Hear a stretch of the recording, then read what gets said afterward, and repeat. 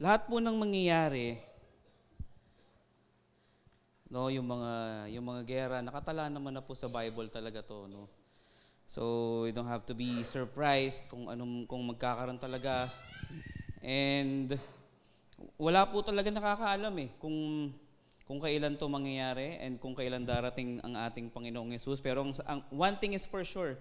Ang sabi niya, pagka nangyayari na itong mga to, ito na po yung umpisa ng end times. So, praise the Lord. Sino po dito excited na maabutan ni Jesus dito sa mundong ibabaw?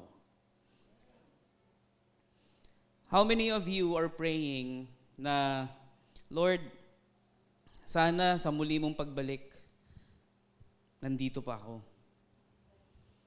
Sino po sa inyo nagpe-pray na hindi na siya maka-experience ng physical death?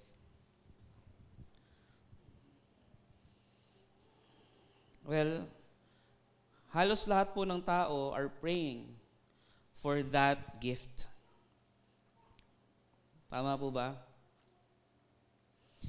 And it's very important for us to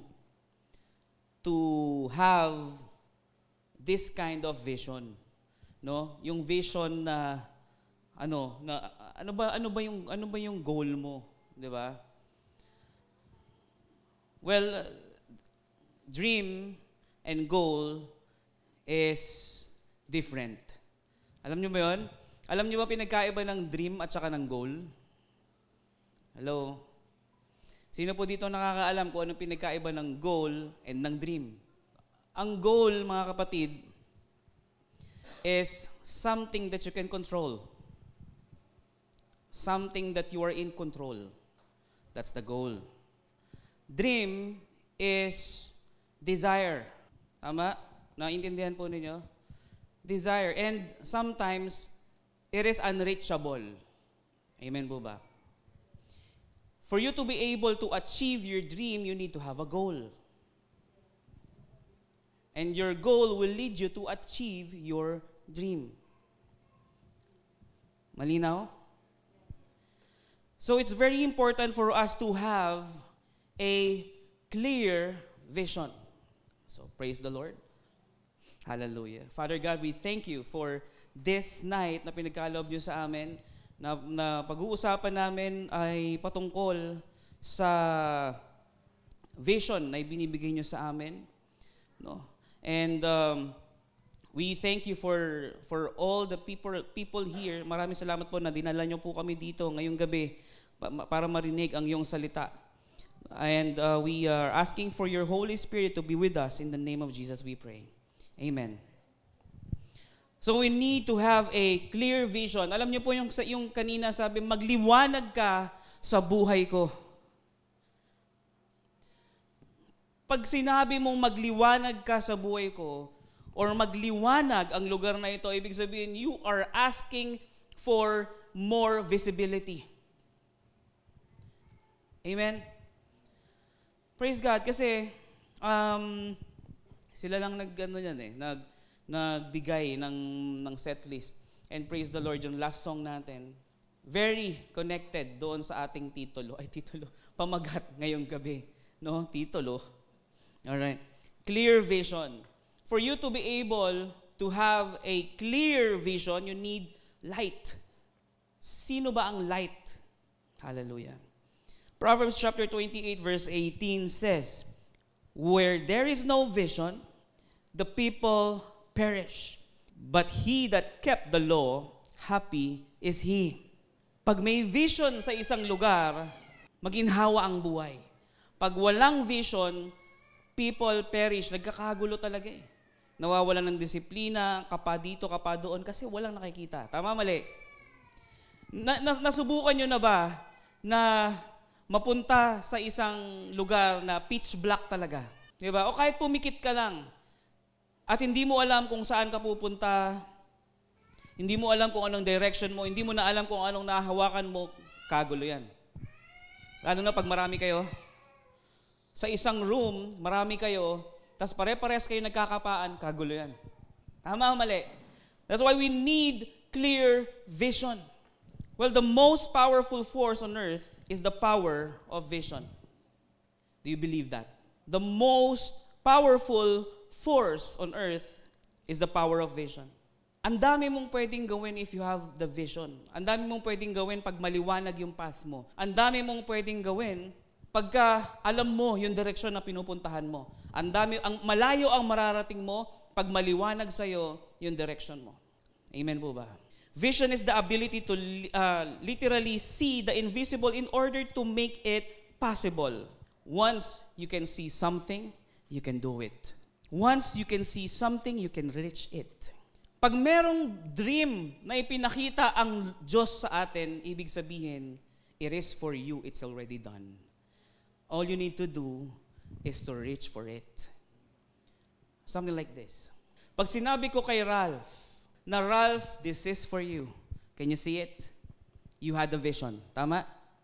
But what do you need to do to get this? You need to stand up, go near here, and get it. So we need to exert an effort. Tama? Hindi pwedeng nakikita mo yung vision, ipinangako sa iyo ng Panginoon, this is already yours. Pero wala kang gagawin. Now we are having this vision na, yung vision mga kapatid, hindi to katulad nung naiisip natin before na pagka-vision, parang parang hula or parang, ano ba yan? Parang ito yung susunod na mangyayari. Well, possible or may chance na pwede rin ganun, no? But yung vision na pinag-uusapan natin ngayon is the certain. So kanina, Pastor Nick is talking about the vision about war. Tama, mali? So, pag merong vision, what do you need to do? You need to do something. Amen? Sabi, where there is no vision, the people perish. Mahirap ma-caught off guard. Pag yung blindsided ka sa isang event or sa isang pangyayari, talo ka. Tama? Yung hindi mo na-anticipate na ganito palang mangyayari. Ganito palang mangyayari. Kaya ngayon, petics ka lang, chill ka lang, you're doing what you want to do. Tapos kinabukasan, nangyari yung vision na in-incorporate ng leader, nga ka. Naintindihan po natin? Corporate vision is given to a person to be fulfilled by a group of people. Vision is given to a person but must be fulfilled by people. Kaya nga, kung ang church walang vision, members will perish. Kagulo talaga. Walang disiplina ang members. Walang disiplina ang nasasakupan. A kingdom without a vision will perish. So, praise be to God. Ito bang simbahan na ito? O ito bang lugar na to? Ito bang organisasyon na itinatag ng ating Panginoon ay may vision? Maliwanag po na nakalagay doon sa labas. So makikita niyo dyan kung ano yung vision ng ating church. Sino po dito nakakalam? Ibig sabihin, ang vision keeper lang or ang vision bearer ay ang ating head pastor. How about the vision keeper, which is us? Diba? We should be the vision keeper. Diba? Hindi lang po iisang tao o dalawa lang kami ni Pastor Pao ang vision keeper. Diba? Alam mo kaya maraming miyembro o maraming Kristiyano ang nagkakagulo o alam mo yun, nagiging miserable buhay despite the fact that they are all Christians or followers of Christ because they don't know the vision. Because the vision is not clear. Diba? Nakuha po ba natin? Vision also is the key to the future. Pag hindi mo alam kung ano yung vision na meron ka, yes, you have the mission now, but that's just for today. Amen? Yung ginagawa mo ngayon is your mission for today. But how about tomorrow? What is your vision? Does anybody here has their vision to their lives? No? Diba? Everybody here has their own vision from the Lord. Alam mo, yung ginagawa mo ngayon, hindi mo yan ginagawa dahil gusto mo lang. Dahil kung gusto mo lang yung ginagawa mo ngayon, you will end up frustrated. I am doing something these days that I have received, no, in form of a vision. Because I'm really praying, pray talaga ako. Sabi ko, Lord, I don't want to be selfish. That I will pray for wealth just to provide for my family. Gusto ko pag gagamitin mo ko, meron akong hahatakin paangat. Gusto kong, for now, hindi ko kaya magtayo ng company to help or hindi ko kaya magtayo ng business to help other people. Dahil meron tayong mga tao dito sa church na wala pang trabaho. That I really want to reach out for them to achieve their goal. Naintindihan natin? So, I had this chance to help some people here inside the church. Now, kahit wala akong puhunang inilalabas, nadadala ko sila to help them. Di ba? So, ito yung vision na ibinigay sa akin ng Panginoon. That's why I'm keeping it. Because, kung walang vision ang isang tao, hindi niya alam talaga kung saan siya pupunta. Tandaan po natin yan. Ano yung vision? Kung ano yung nakikita mo. What is vision? It is optica. No? Coming into view, sight beyond sight.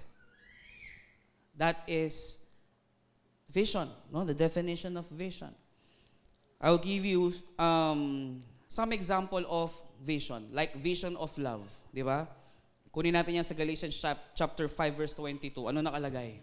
But the fruit of the Spirit is this. Inilagay ko lang example sana yung kotse. Na pag bumili ka ng kotse, maraming features yan. Pag bumili ka ng kotse, pwede bang gulong lang ang kasama? Pwede bang manibela lang? Siyempre, pag bumili ka ng kotse, that is singular, tama? Kotse lang yan.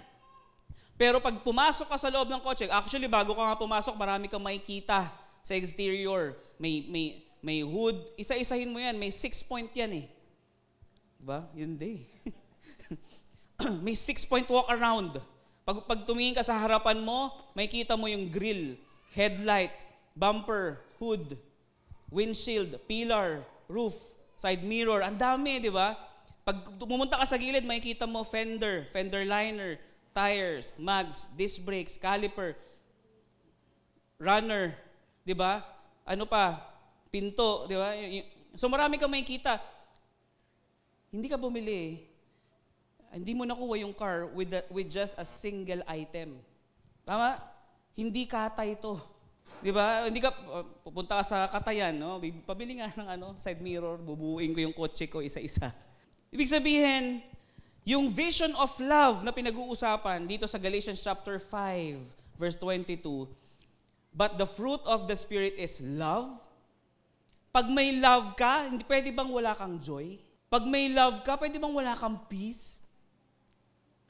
Alam niyo ba, yung itong fruit of the Spirit is just love. Na pag breakdown mo, pag tinarya-tarya mo, or pag define mo yung ibig sabihin ng love, joy, peace, forbearance, kindness, goodness, faithfulness, self-control. Diba? Against such things, there is no law. Ibig sabihin mga kapatid, if you have the vision of love, ang tingin mo sa tao, mahal mo yan eh. Kung kahit ano pang nagawa nitong taong to, mahal ko to. Nagkamali siya, okay lang, mahal ko to. Tuwing nakikita ko to, masaya pa rin ako. I have the joy. Tuwing magkasama kami, kahit na may nagawa siyang pagkakamali sa akin, payapa ako na hindi niya na uulitin or hindi niya ako tatry do rin na ulit. Kasi nag-forgive ka na eh. Nakakaya naman yun, di ba? So I have the peace. Tama? Pagka mahal mo nakikita ko kung yung sense mga kapatid. So it's very impossible to have joy, peace, kindness, forbearance, goodness, faithfulness without love. Pwede mo bang sabihin may joy ako dito pero hindi ko nararamdaman yung love? Number 1, pagka nagpunta ka dito sa LCC, no? Pag dumating ka dito, nung pumasok ka dito, at naramdaman mo ang presensya ng Panginoon, you are being in love. Kaya the next Sunday, pagdating mo dito, nararamdaman mo na yung joy, peace, forbearance, yung kindness. Pag may nakasagi sa'yo, praise the Lord. Ang sakit, ha? Pero okay lang. Di ba? Hallelujah. Pastor, plastikan yan. Kung matatawag mong kaplastikan yun, ibig sabihin, you still don't have love. Di ba? If you have this Spirit, I don't know, Lord, why are you? Pero if you have the Spirit, you are weird. If you have love, the true definition of love here in Galatians chapter 5:22, weirdo ka talaga. Amen? So, all of us, wino-workout natin to. Tama, mali? Sino po ditong kontento na sa meron siya ngayon? 2 types of vision. Ngayon, pag-usapan natin itong dalawang uri ng vision. Sa Tagalog, ano vision? Pangitain. O pag sinabing pangitain, hindi to yung pag sinabing pangitain, meron kang nakita ahead of you. Number 1 is natural vision. Ano yung natural vision? It is the eyes give you. Di ba? It is what the eyes give you. Okay? Ito yung natural vision. So kung nakikita nyo ngayon, kung ano yung nakikita nyo ngayon, that's the natural vision. And hindi po pwede na natural vision lang ang meron ng isang Kristiyano. Bakit? You will be judgmental. Kanina I was in some place, no? May pinunta lang ako kanina. Then may nakausap ako.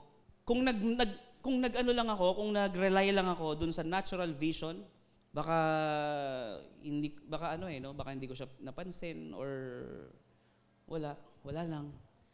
'Di ba? Not knowing na siya pala yung project director. Naka-polo shirt lang. 'Di ba? Tas ako kung todo long sleeve, naka-necktie pa yan kanina. Tapos may coat pa yan. 'Di ba? So kung titingnan mo natural vision nakukuha natin. So this natural vision is deceiving. Hindi mo pwedeng i-judge ang isang tao based sa kung anong nakikita mo. Amen? The second one is the heart vision. Dito nakikipag-deal ang spirit. 'Di ba? Ang heart, biblically or scientifically, it is the subconscious mind. Tama ba? No? So, dito nangungusap ang spirito. Nakita mo siya, sobrang simple lang.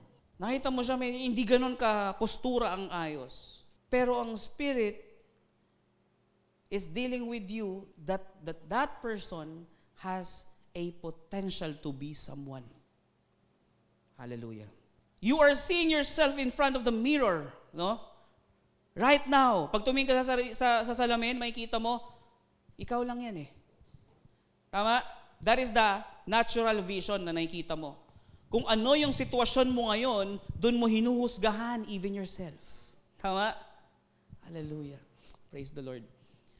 But the Spirit is dealing with you. The Spirit is giving you a clear vision. That, ang sinasabi niya, you will be successful. Hello? Ang sinasabi niya sa'yo, you will be someone. You will be a manager. You will be what? What else? Kasi ang sabi ng Panginoon, you will be the head and not the tail. Tama? You will be the head and not the tail. Kaya sa trabaho mo ngayon or sa negosyo mo ngayon, kung feeling mo parang wala pa sa average yung income, you will be the head and not the tail. Pag tinitingnan mo yung sarili mo sa salamin, you're not looking at yourself as you right now. You are looking at yourself as what God has prepared you to be. Hallelujah. Kasi pagka tinignan mo yung sarili mong ganito lang, wala kang vision, you will perish. Mawawala ka ng disiplina. Wala na. 'Di ba? Gising mo, bahala na kung anong oras magising. Tulog mo, bahala na kung anong oras antukin. Vision comes from purpose, tied to your destiny. Pag nalaman mo kung anong purpose mo, it is already tied to your destiny. Alam mo kung paano mo malalaman yung vision. Alam niyo yung visioneering? Sino dito nakabasa ng visioneering? Meron doon isa, ang sabi, for you to be able to know your vision or your purpose, pagka merong isang bagay na nakikita ka, tapos nagsistruggle ka, parang naiirita ka sa nagiging outcome, parang meron ka pang gustong gawin much better than that. Meron kang calling doon sa bagay na yun. Hello? May sense ba? Pagka, halimbawa, may nakita kang bahay, tapos, ba't ganun tong bahay na to? Pwede naman sanang ganito, baka you are called to be an architect. Di ba? Or an engineer. Tapos, Pagka may nakikita ka, walang disiplina sa pagkain, baka you are called to be a nutritionist. May nakikita ka, gold ba yan? Naging OC ka na, di ba? Gold ba yan? Parang hindi. Baka you are called to be a appraiser sa isang jewelry store or sa pawn shop. Di ba, no? Nakuha natin. So we need to have a clear vision for our purpose. Amen? Because it is tied to your destiny. Alam mo mga kapatid, yung principle ng kingdom, para magkaroon ka ng contribution sa kingdom, you need to dominate what is your purpose and your calling. Hello, tama? Nakuha natin? Para mabuhay tayo ng naaayon sa kalooban ng ating Panginoon. You can just imagine, wala kang ginawa at nakafocus ka lang doon sa salvation. Pagdating ng millennial ni Jesus Christ, pagdating ng second coming, tapos nag-reign na si Jesus, anong gagawin mo? Kasi meron din siyang ipagkakatiwala sa atin eh. That's why the Lord is training us here. Ngayon pa lang tinitrain niya na tayo. To domain kung anong pinagkatiwala niya sa atin. Amen po ba? Hallelujah. Vision is foresight within sight that is based on hindsight. Siyempre, medyo naguguluhan tayo dun, no? Kasi parang tongue twister yung datingan, eh, no? Vision is foresight. Ano yung foresight? Foresight. Yung pangitain, yung sa future. Tama? Within sight, nandito ka pa lang, pero nakita mo na yung pwedeng mangyari. Di ba? Yung possible na mangyari. That is based in hindsight. Nangyari na. Dumaan na. Nakita mo kung ano yung pwedeng mangyari. Ano yung experience mo before? Magagamit ng Panginoon yan for your next chapter. Hello? Naintindihan natin? It's a combination of your past colliding with the present and taking you onto the future. Okay? Naintindihan natin? Yung past na nangyari sa'yo, though you don't live in the past, pero if that collide with your present, right now, it will take you to your future, which is the vision na ibinigay sa'yo ng Panginoon right now. Amen? Well, vision should be out of reach, but never out of sight. Kaya nga vision hindi mo pa abot ngayon yan. Pero hindi dapat nawawala sa paningin mo. Hindi dapat nawawala sa goal mo. Hindi dapat nawawala sa dream mo. Di ba? Dream is what? Your desire. That is the imagination. Goal is what? Something that you are in control of. That is goal. Halimbawa, ang goal mo for this week is to lose 10 kilos. Possible ba yun? Pastor pa, sa isang linggo, magkano? Ilang kilos ang kaya mo i-lose? Pag consistent, kahit mabigat pakiramdam mo, mag-gym ka pa rin. Ito lang, hindi pala pwede yung 10 kilos. That's a dream. Crush pwede, no? Sige, gawin nating 3 kilos, di ba? Para medyo, Pag ang goal mo is 3 kilos this week, as per your trainer, it is possible. Tama? Pag sinabi ng trainer mo, ibig sabihin, na-experience niya, kaya yon. That's your goal. Ano yung dream? Your dream is to have a Piolo Pascual body, di ba? The dream, no? Na-imagine mo lang yan, no? Desire mo yun eh. Pero sinet mo na as your goal. Your goal will lead you to achieve your dream. When purpose is seen, vision is born. Pag nakita mo na kung ano ang purpose mo, then the vision is born. Amen? Yung mga, yung iba kasi hindi pa siguro ganun kalinaw. Pero kung alam mo na yung purpose mo ngayon, ibig sabihin, ngayon pa lang may vision ka na. Okay? So, gaya kanina, di ba?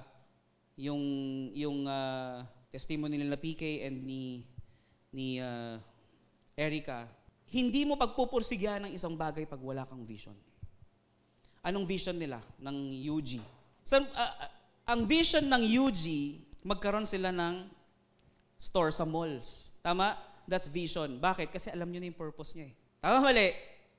Ang vision ni AA is to have a PRC. Tama? License. Tama ba yan? Bakit? Kasi alam mo na purpose mo.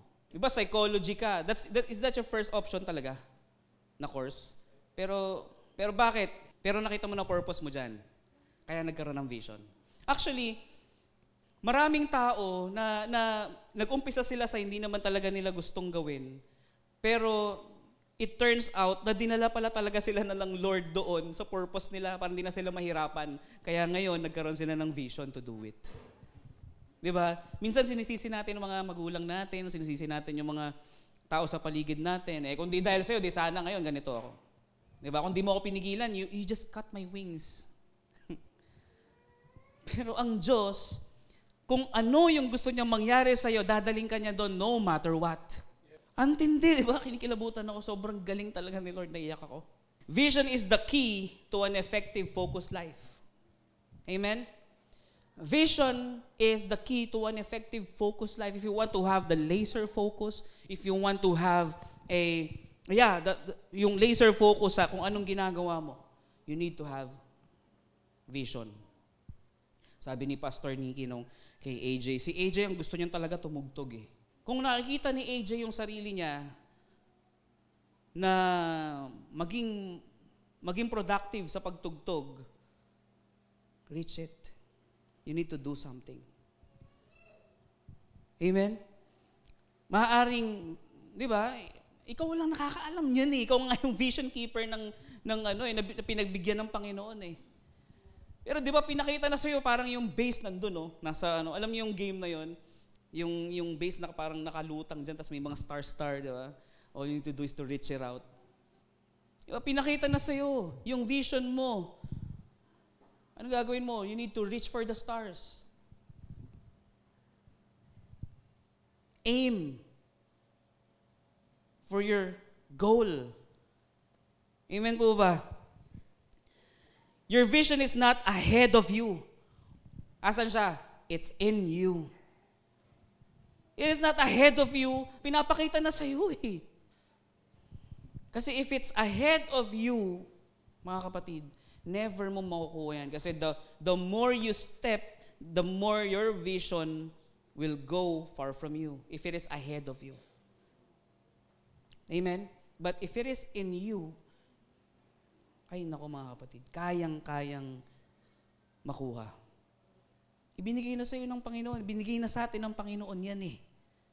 Di ba? You need to know who you are.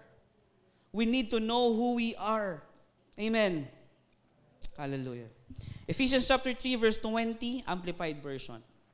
Now to Him who is able to carry out His purpose and do super abundantly more than all that we dare ask or think, infinitely beyond our greatest prayers, hopes, or dreams, according to His power that is at work within us. According to His power. Ibig sabihin, yung naiisip mo ngayon, yung nai-imagine mo ngayon, God has prepared something bigger than you think. Something bigger than you imagine right now. Yung nakikita mo ngayon is just the peak of an iceberg at yung ibibigay niya sa'yo is the whole iceberg. Hallelujah. Sobrang tindi ng impact sa akin ng word na to ngayon kasi I'm praying for something. Hallelujah. Perish. Ano ba yung perish? Di ba kanina nabanggit natin may Proverbs 29:18, where there is no vision, the people perish. But he that kept the law, happy is he. Perish. Ano yung perish? Perish is throw of restraint, throw of self-control, or no self-discipline. Di ba gaya nung sabi ko kanina, if you have no vision, hindi mo na alam, you are clouded. Wala kang direction, you will be out of discipline. You will be out of self-control. Tama? Tingnan mo. Bakit kaya, kahit mabigat ang pakiramdam ni Pastor Pao kahapon, he is carrying the vision, di ba, for his body. Tama? Kita na talaga yung shoulder niyo. Huwag kang titigil hanggat di ka masarap. Yun talaga yung marinig mo eh. Pag nakikita mo yung picture ni Pastor Pao, yun talaga marinig mo. Huwag kang titigil hanggat di ka masarap. So yun yung goal, di ba? Hanggat hindi yummy si Pastor Pao, hindi siya titigil. Meron siyang vision eh. Tama? Yung mga bodybuilder, may vision yan. At they are keeping it. That's why they are so disciplined.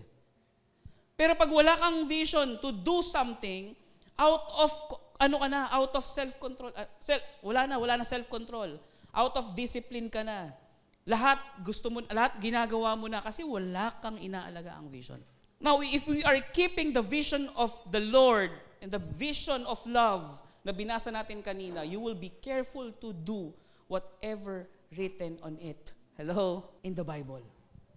Meditate on it day and night. And be careful to do. Amen po ba? Ang discipline is somehow like being careful to do something. Hello? Naunawaan po ba natin? Praise the Lord. Vision makes you organize your life. Tama ba to? Nakakita na ba kayo ng mga taong hindi organize ang buhay? Pagka ganon, ibig sabihin walang vision. Tanungin mo, tingnan mo, yung mga Kristiyano na actually napapaya na nga yung pangalan ng Panginoon eh. May mga Kristiyano na whatever will be, come what may. Ang buhay nila hindi organized. Wala sa ayos eh, no? So parang kung ano na lang dumating, yun, okay na yan. Basta, bahala na. They are not doing something. There's no vision. Tama? Vision imprisons you so you can fulfill it. Diba? Tama. Ang vision sa'yo ng Panginoon, maging keyboardist ka. Kaya wala kang ginawa kundi mag-practice. Niyayaya ka ng churchmate mo to do something or to have a fellowship. Diba? Minsan lang naman. Pero kasi meron kaming rehearsal bukas, kailangan kong sumipra. Pag nagbaba ng vision ang worship leader or music director, siprahin mo. Halimbawa, yung drummer niyan, di sumisipra. Di ba? Sino ba drummer niyo? Hindi na ako drummer dyan, no? Si AJ, di ba? Pambira. Nagbigay ng setlist, tas siya hindi sumipra. Kita mo kanina, nagkakamali siya, di ba? Nagbaba ka ng vision, tas di ka sumipra. Hallelujah ka. Di ba?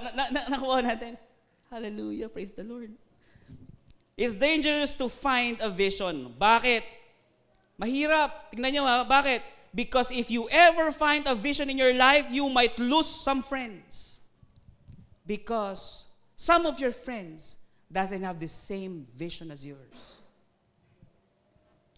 And some of your friends is praying for you to fail. That's the sad reality. Di ba, gaya ng tinuro ko nung nakaraan, irerespeto ka lang ng mga tao sa paligid mo na nagdadasal na mag-fail ka, pero nag-succeed yung ginagawa mo, doon lang sila maniniwala sa'yo. People will judge you. People will judge you to the things you just claim. Amen? Hindi sila maniniwala sa'yo doon sa claim. Kiniklaim mo na kung sino ka. Pero pag nangyari yung kiniklaim mo, that's the time you will earn their respect. So, it is very dangerous to have a vision, actually. Kung pinahahalagahan mo yung kaibigan mo na nasa katabi mo ngayon, yung nasa paligid mo, kung pinapahalagahan mo yan, the vision is not yours. It is not for you. Diba? Naintindihan natin? Dahil pagka may vision ka na at ginagawa mo na yung buhay mo according to the vision na ibinigay sa'yo ng Panginoon, some of your friends will gone. Hindi na sila makasakay eh. Tama? Hindi na nila kayang sabayan yung pagiging disiplinado mo. Di ba? Pastor, tara, midnight snack tayo. Yayain mo si Pastor Pao. Disiplinado yan. Payag ba yan? Pastor, Starbucks tayo. Bumigay.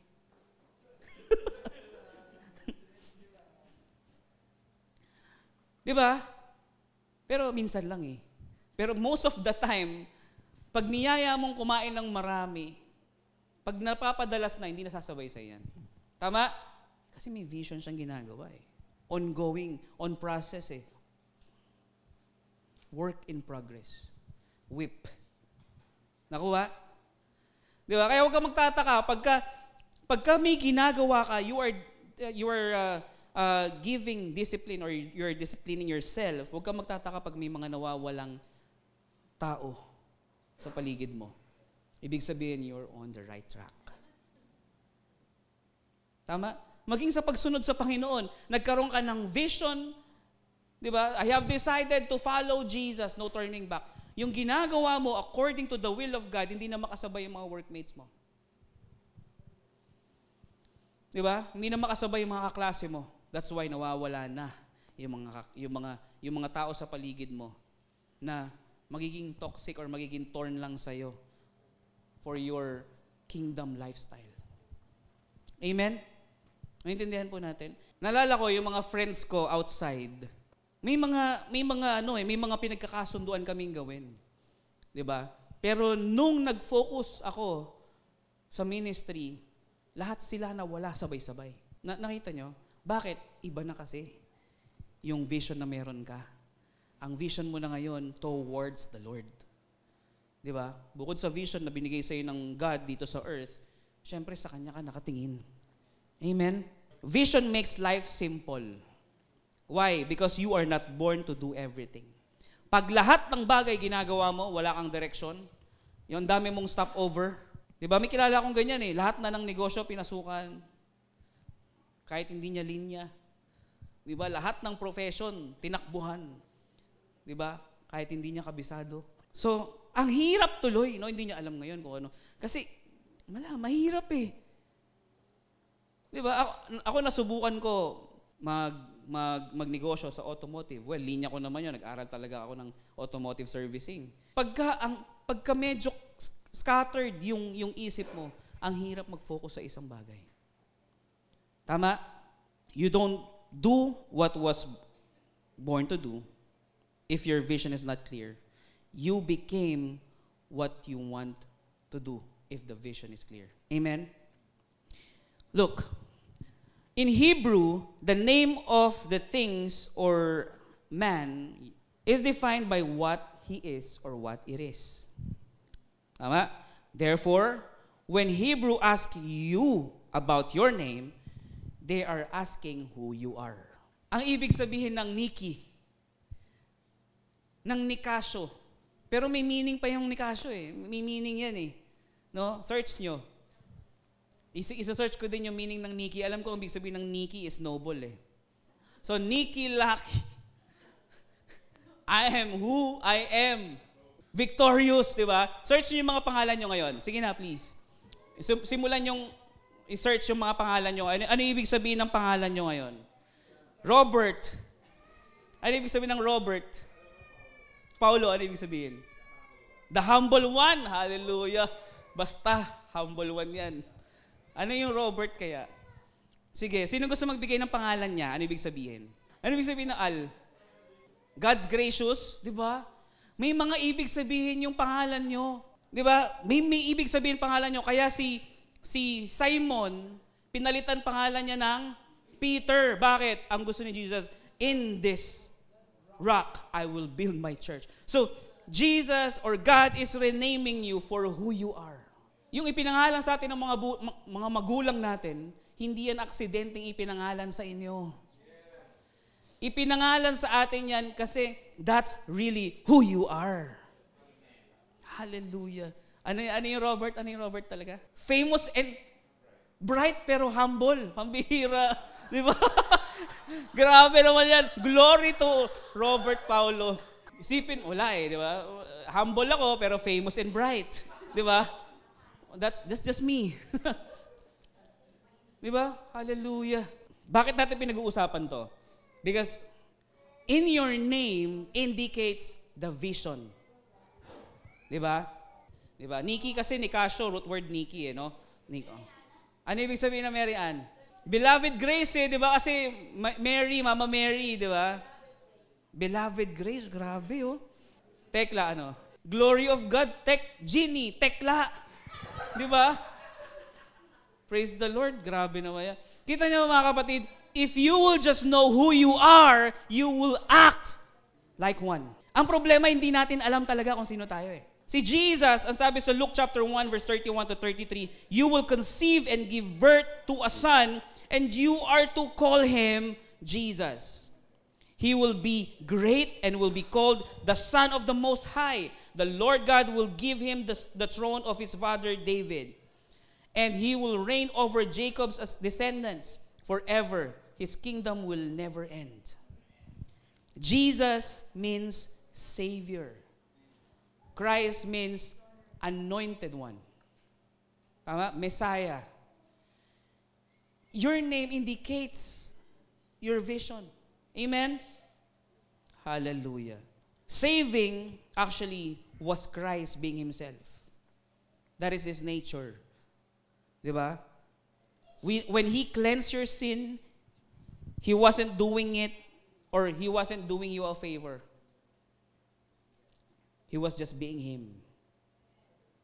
Amen? Salvation to him is natural. That's his name eh. Ang God, ang mismo nagbigay ng pangalan kay Jesus Christ. Amen po ba? Hallelujah. So whatever you are called to do, you will have to lose it first. Kung saan ka tinawag, you would have to lose it first. If you were born to be a millionaire, first you must go through bankruptcy. But why? Because it is a test of authenticity. Kung na-bankrupt ka mga kapatid, or nawalan ka, no? Anong gagawin mo? Are you going to act or, di ba? Gagawin mo pa rin ba? Kikilos ka pa rin ba ng naaayon doon sa vision na binigay sa'yo ng Panginoon? Ang sabi ni Bishop Malabanan, hindi ko makalimutan to eh. Sige, tanggalin mo muna yan.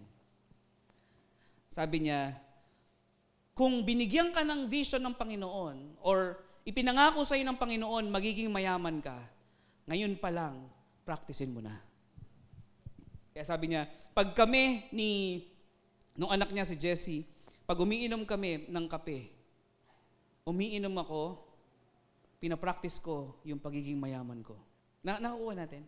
Alam niyo, tumira siya sa isang lugar na surrounded siya ng walang mga pangarap sa buhay, sabi niya. Yung sobrang hirap na environment. Alam mo, sabi niya, nung wala siya doon, punong-puno ang utak niya ng vision at ng pangarap. Pero nung napunta siya doon, nilalamon na siya ng sistema, ng environment, na nawawalan na siya ng direksyon sa buhay, hindi niya na alam kung anong mangyari bukas, matutulog siya kung anong oras niya gusto, gigising siya kung anong oras niya gusto, bahala na kung anong mangyari. Ganun na nangyayari. Ibig sabihin, nakaka-apekto pala yung environment mo. Di ba?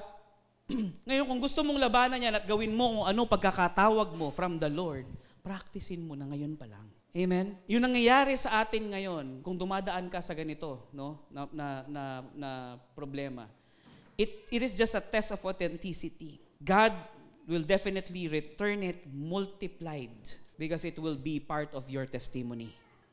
Di ba? Yung nangyari sa'yo kahapon, bankrupt ka, maraming nawala sa'yo, God will definitely return it multiplied, 100-folds.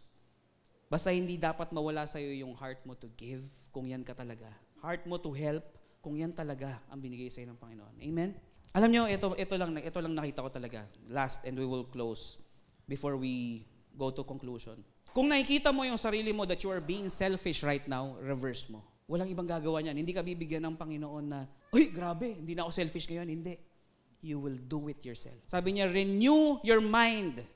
Diba? Do not conform any longer to the pattern of this world, but renew your mind. But be transformed by the renewing of your mind. Alam mo, ginawa ko, madami akong gusto eh. Madami akong wants. So I reverse it. Lord, I really want to help. So magkakaroon ng test of authenticity. Yung una kong ginawang wave ng help, napag-isipan pa ako ng masama. So, tinitest yung authenticity ko. still, andun pa rin naman eh. I tried again. So praise God. I hope it will be successful. In conclusion, sight is the ability to see things as they are. Vision is the capacity to see things as they could be. And therefore, all true visions will be tested for authenticity. Tandaan po natin yan. May natutunan? Amen. Sino po ditong na-bless ngayong gabi? Maaari po ba tayong lahat ay tumayo at tayo po ay manalangin? Ang maraming Diyos na mga pangyarihan sa lahat, kami po ay nagpapasalamat sa inyo ng sobra-sobra sa pagpapaalala sa amin for this checkpoint teaching for all of us. Para kami ay maging matagumpay sa aming mga buhay na pinagkatiwala mo sa amin for who we are. Hallelujah. We bring back all the highest praise and glory to you alone. In the mighty name of Jesus we pray. And everybody say, Amen, amen, amen.